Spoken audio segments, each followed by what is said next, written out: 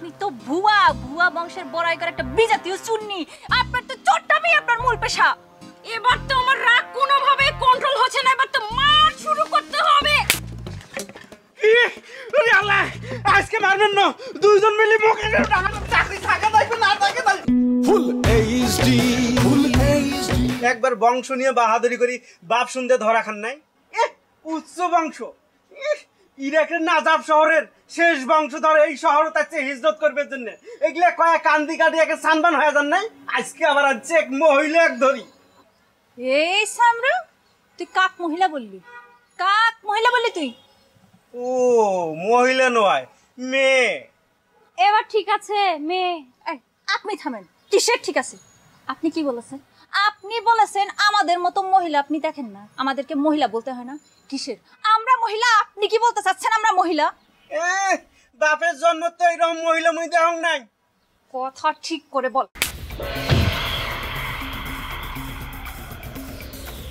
আমরা মহিলা?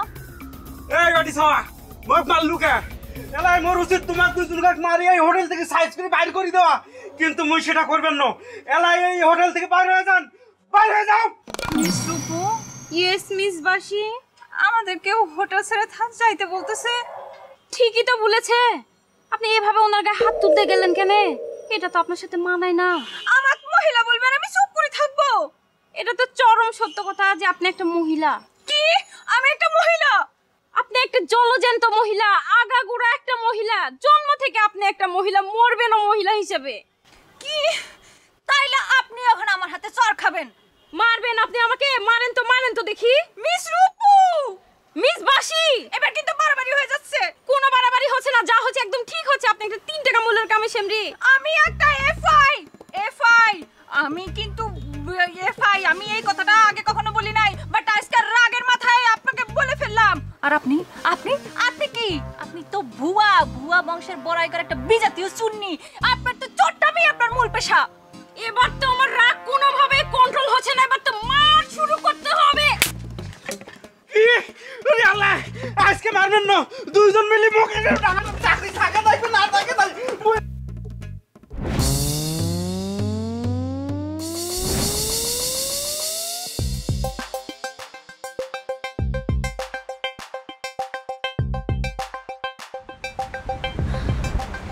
দৌড়টা কিন্তু আপনি একদম ঠিকঠাক মতো দিয়েছেন, খুব ভালো লাগেছে আমার, থ্যাংক ইউ। আসলে হয়েছে কি, আমি তখন বুঝতে পারি নাই, কিন্তু পরে বুঝতে পারছি ঘটনাটা আসলে কি ঘটনা। রাগ দেখাতে হবে ঠিক আছে, কিন্তু বাড়াবাড়ি করা যাবে না, বুঝতে পারছেন? তাহলে তো এরকম হোটেল থেকে বাইরে হয়ে যেতে বলবে। বইলাও তো কোনো লাভ নাই। হায়দার ডালিম কিন্তু আমাদের পক্ষে আছে। আচ্ছা একটা কথা, আপনি তো আমাদের নকুল ঈশ্বর দত্তরে সাইজ করার জন্য আবার ডেকে নিয়ে আসছেন, কিন্তু এখনো পর্যন্ত তো নকুল ঈশ্বরই পাইলাম না। তাকে তো একা পাতে হবে নাকি? লোকজন থাকলে কি হবে? আচ্ছা আপনি আমাকে একটা কথা বললেন তো, আপনি যে তখন এফআই বললেন, এই এফআই মানে কি গো? এফআই এফআই মানে ধরেন যে এফ ফরেন, আর আই মানে আপনি একটা কিছু বাইর করেন, একটা কিছু মানে চিন্তা ভাবনা করে বাইর করেন, খুঁজে বার করেন। আয় মানে খুঁজে বার করতে হবে, ভাবতে হবে, আসলে ভাবে বার করতে হবে।